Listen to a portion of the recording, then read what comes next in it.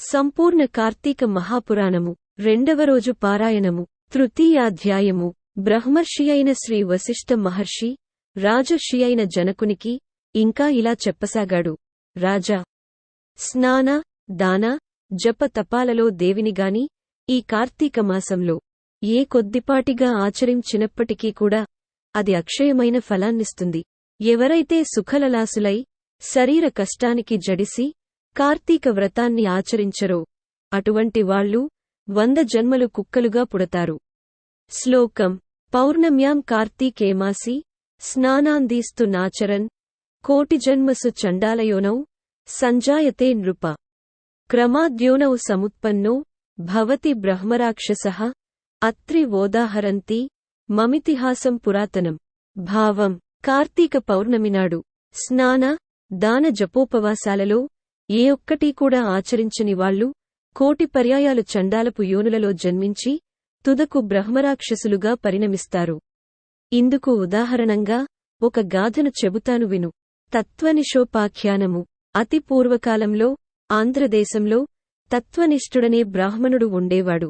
సకల శాస్త్ర పారంగతుడు, అసత్యములను పలుకనివాడు, అన్ని భూతముల యందునూ దయాళువు, తీర్థాటన ప్రియుడు అయిన ఆ విప్రుడు ఒకానొక తీర్థయాత్రా సందర్భముగా ప్రయాణిస్తూ మార్గమధ్యములో గోదావరీ తీరానగల ఒకానొక ఎత్తైన మర్రుచెట్టు మీద కారు నలుపు కాయచ్ఛాయ గలవాళ్లు, ఎండిన డొక్కలు కలవాళ్లు, ఎర్రని నేత్రములు గడ్డములు కలవాళ్లు, గ్రుచ్చబడిన ఇనుపతీగెలకు మల్లే పైకి నిక్కివున్న తలవెంట్రుకలతో వికృత వదనారవిందాలతో కత్తులు, కపాలాలు ధరించి సర్వజీవ భయంకరులుగా ఉన్న 3 బ్రహ్మరాక్షసులను చూశాడు. ఆ రాక్షసుల వలన భయము చేత ఆ మర్రిచెట్టు 4 వైపులా కూడా 12 మైళ్ల దూరంలో ఎక్కడా ప్రాణి సంచారమనేదే ఉండేది కాదు. అటువంటి భయంకర స్వరూపులైన ఆ రాక్షసులను అల్లంత దూరము నుంచే చూసిన తత్వనిష్ఠుడు అదిరిపడ్డాడు. దానితో బాటే ఆ రాక్షసులు కూడా తనను చూడటంతో మరింత భయపడినవాడై శోకాకుల చిత్తముతో శ్రీహరిని స్మరించసాగాడు. తత్వనిష్ఠుడి శరణాగతి. శ్లోకం త్రాహి దేవేశ లోకేశ త్రాహి నారాయణావ్యేయ సమస్త భయవిధ్వంసీన్ త్రాహిమాం శరణాగతం వ్యాసం పశ్యామి దేవేశ త్వత్తోహం జగదీశ్వర. అంటే దేవతలకు, లోకాలకు కూడా యజమానివైనవాడా, నారాయణ, అవ్యయ, నన్ను కాపాడు, అన్నిరకాల భయాలను అంతము చేసేవాడా, నిన్నే శరణు కోరుతున్నా, నన్ను రక్షించు. ఓ జగదీశ్వర, నువ్వు తప్ప ఇంకొక దిక్కు ఎరుగనివాడను, నన్ను కాపాడు, రక్షించు అని ఎలుగెత్తి స్మరించుచు రాక్షస భయముతో అక్కడనుంచి పారిపోసాగాడు. అతనిని పట్టి వధించాలనే తలంపుతో ఆ రాక్షసత్రయము అతని వెనుకనే పరుగెత్తసాగినది. రక్కసులా పారునికి చేరువవుతున్న కొద్దీ సాత్వికమైన విప్రతేజస్సు కంటబడటం వలన తెరిపి లేకుండా అతనిచే స్మరించబడుతూన్న హరినామము చెవులబడుట వలన వెంటనే వారికి జ్ఞానోదయమైంది. అదే తడవుగా ఆ బాపనికి ఎదురుగా చేరుకొని దండ ప్రణామాలాచరించి అతనికి తమ వలన కీడు కలుగబోదని నమ్మబలికి, ఓ బ్రాహ్మణుడా, నీ దర్శనముతో మా పాపాలు నశించిపోయాయి అని పునఃపునః నమస్కరించారు. వారి నమ్రతకు కుదుటపడిన హృదయముతో తత్వనిష్ఠుడు, మీరెవరు? చేయరాని పనులు వేనిని చేయడం వలన ఇలా అయిపోయారు? మీ మాటలు వింటుంటే బుద్ధిమంతుల్లా ఉన్నారు. మరి ఈ వికృత రూపాలేమిటి?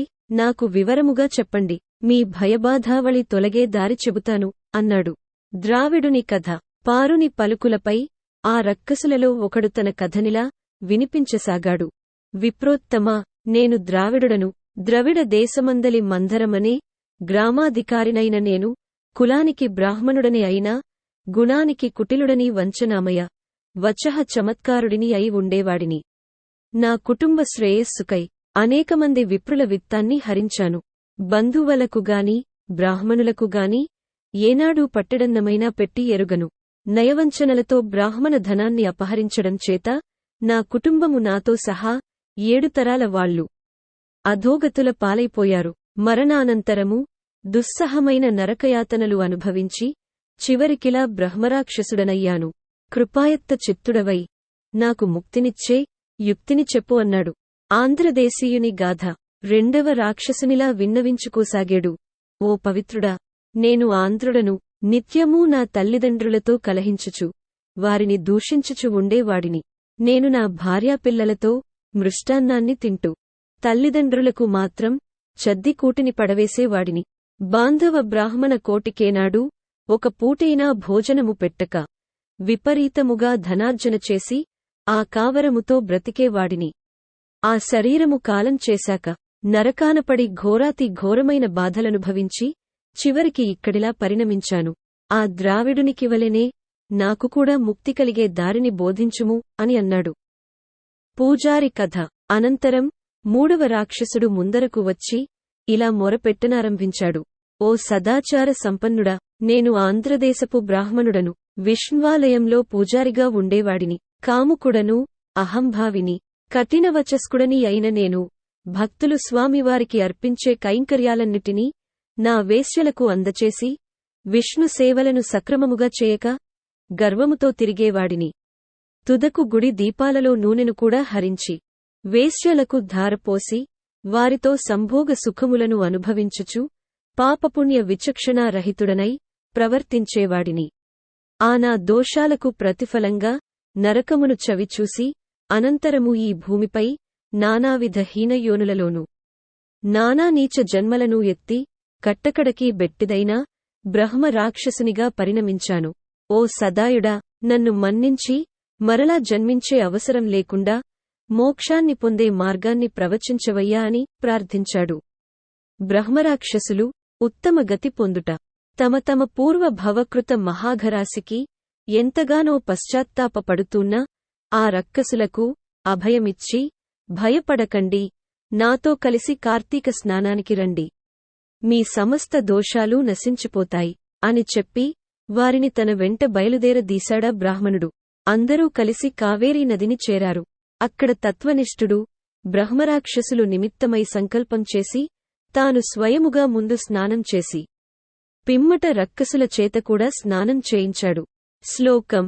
అముకానాం బ్రహ్మరాక్షసత్వ నివారణార్థం అస్యాం కావేర్యాం ప్రాతః స్నానమహం కరిష్యే అనే సంకల్పములతో అతడు విధివిధానముగా స్నానం చేసి తత్ఫలాన్ని బ్రహ్మరాక్షసులకు ధారపోయగా వారు విగతదోషులు దివ్యవేషులు అయి తక్షణమే వైకుంఠానికి ప్రయాణమయ్యారు.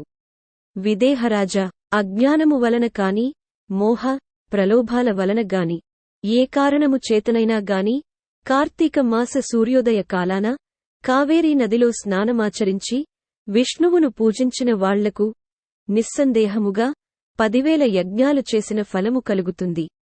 అందువల్ల ఏదో ఒక ఉపాయం చేసైనా సరే కార్తీకంలో కావేరీ స్నానమును తప్పకుండా చేయాలి.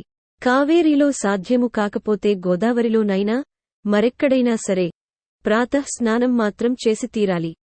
అలా ఎవరైతే కార్తీక దామోదర ప్రీతిగా ప్రాతః స్నానము చేయరో వాళ్లు 10 జన్మలు చండాలపు యోనులలో పుట్టి అనంతరము ఊరపందులుగా జన్మిస్తారు సుమా. కాబట్టి ఎటువంటి మీమాంసతోటి నిమిత్తం లేకుండా స్త్రీలుగాని పురుషులుగాని కార్తీక మాసంలో తప్పనిసరిగా ప్రాతః స్నానం ఆచరించాలి. చతుర్థాధ్యాయము. జనకుడు అడుగుతున్నాడు, హే బ్రహ్మర్షి, నువ్వింతవరకు కార్తీక మహాత్మ్యాన్ని అసాధారణ ధోరణిలో చెప్పావు. అయితే ఏ సంకల్పంతో ఈ వ్రతం ఆచరించాలో, ఏ దానాలు చేయాలో కూడా తెలియజేయి. వశిష్ఠ ఉవాచ. అన్ని పాపాలను మన్ను చేసేది, పుణ్యాలను అగణ్యాలుగా మార్చేది అయినా ఈ కార్తీక వ్రతానికి ఫలానా సంకల్పము అనేది హాస్యాస్పదమైన విషయము. ఈ కార్తీక వ్రతం ఆచరించడం వలన నశించనంతటి పాపమనేది ఇంకా ఈ ప్రపంచంలో పుట్టనే లేదు. అందువల్ల వ్రత ధర్మాలను తత్ఫలాలను చెబుతాను విను. కార్తీకమాసపు సాయంకాలము శివాలయములో దీపారాధన చేయడం వలన అనంతమైన ఫలము వస్తుంది.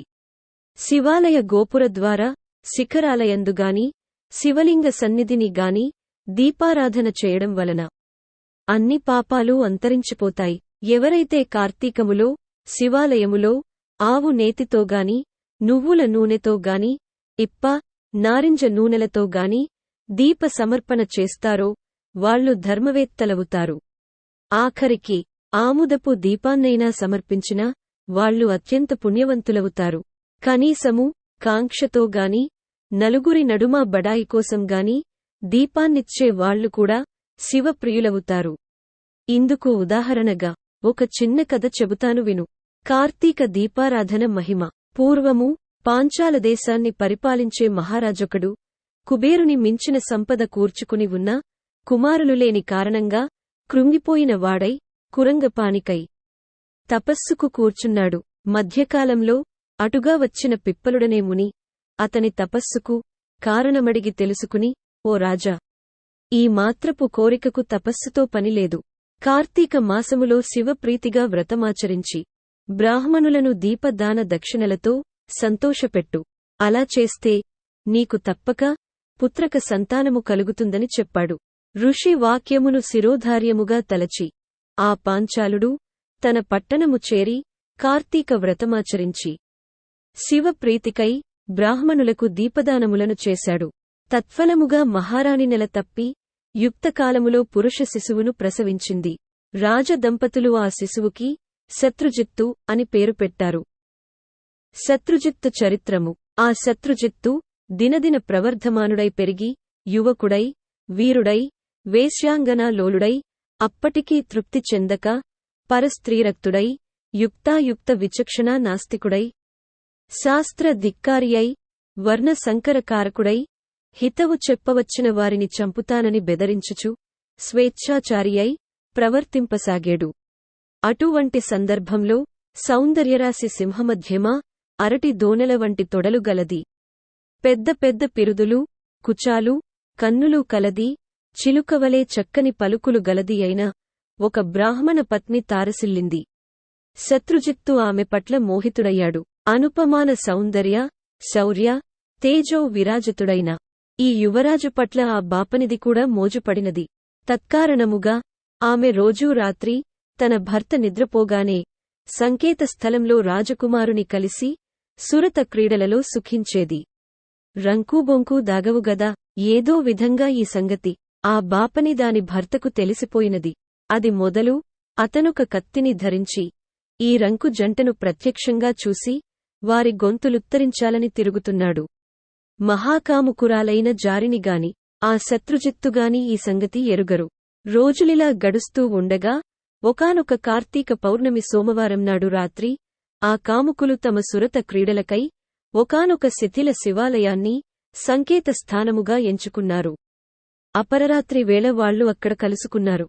గర్భగుడిలో అంతా చీకటిగా ఉంది. ఆ బాపనిది తన చీరచెంగు చింపి వత్తిని చేసింది.